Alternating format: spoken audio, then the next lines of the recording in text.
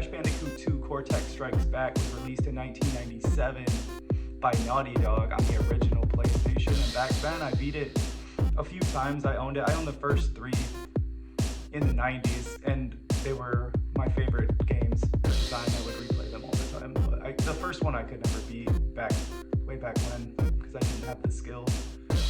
But now that they're released in the Insane trilogy, the second one, Cortex Strikes Back, has definitely stood out to be my favorite game in the series, or any Crash Bandicoot game. And I've beaten it probably 15 times since it released. So I go back and I play the levels and do the time trials with the speedy shoes. So once you beat the game, you unlock the speed shoes, so it allows you to sprint. That's like one of my favorite features in that game, where I'm able to go through the levels faster and more skillfully and make longer jumps because of the speed, and it really allows me to feel a sense of mastery in Crash Bandicoot. It's really rewarding, and it's fun to do time trials because they give you unlimited lives and unlimited tries. You can just master the game.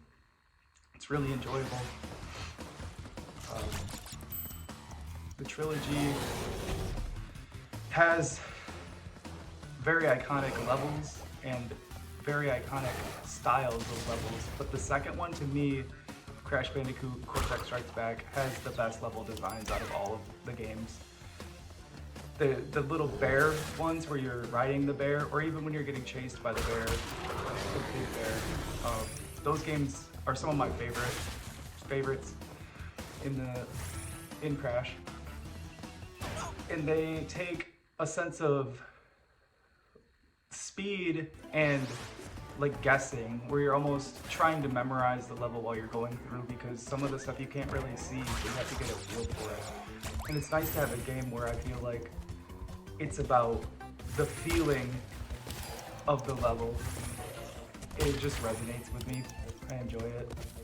The coyote time is funny in the Crash games, where they give you extra frames when you get close to ledges, so you can run, and then with the speedy shoes you run even faster, and you're able to kind of go to the edge and then a little bit further, and then you can still jump. And once you get that mastered down, it makes platforming really more simple and more fun. Just a different type of timing and a little more distance.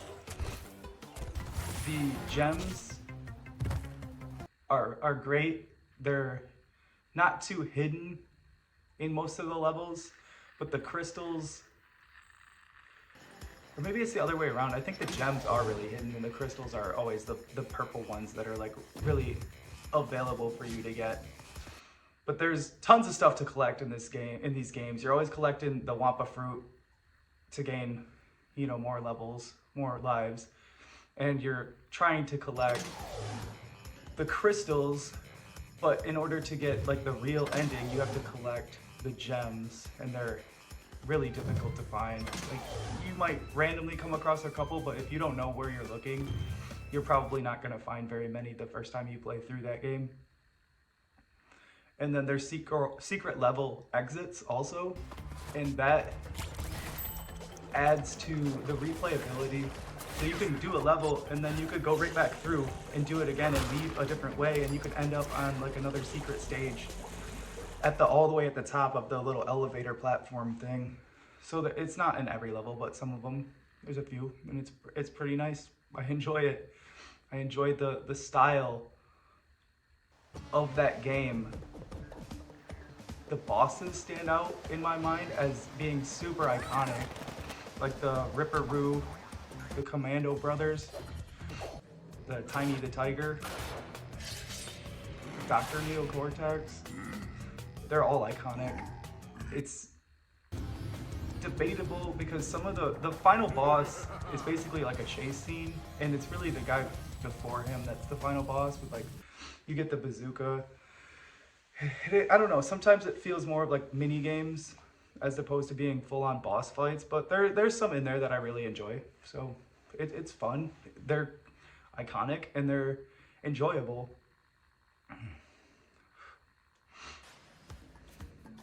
And then the game's graphical style is amazing compared to the older ones. Like if you're gonna compare them side by side, it's funny how these remakes and remasters make you feel like you're playing the game that you thought you were playing in the 90s. So I feel like when I was playing this in the 90s, it looked the way it looks now in the remaster.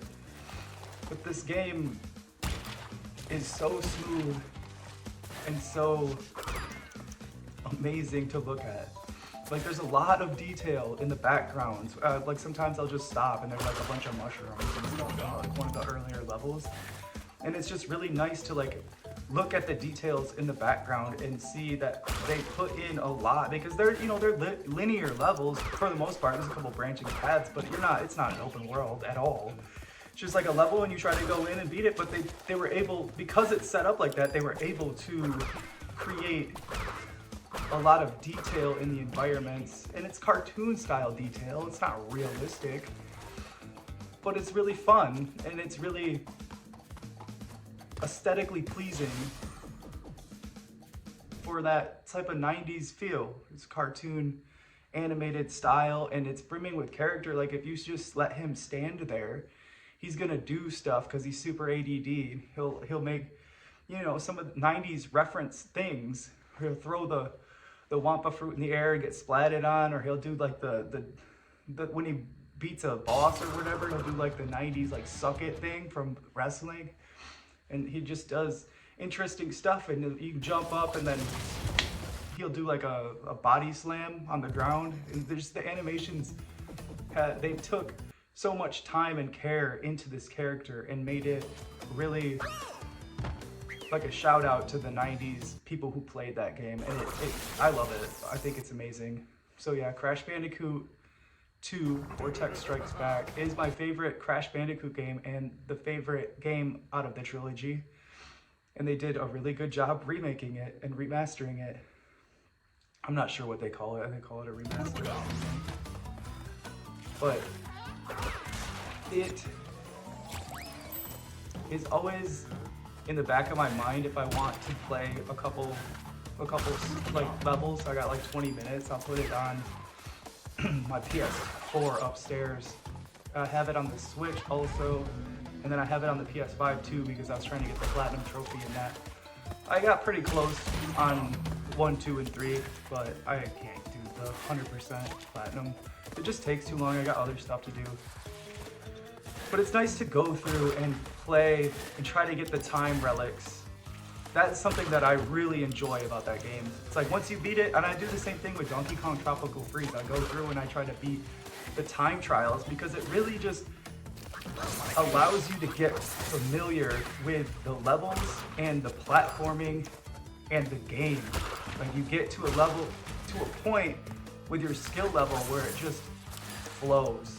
You're just able to go and not do the choppiness and not know where things are because you're getting further and further each time you're trying the time trial. And by the time you beat the level, you just feel like you've mastered it. You have all the aspects of it memorized.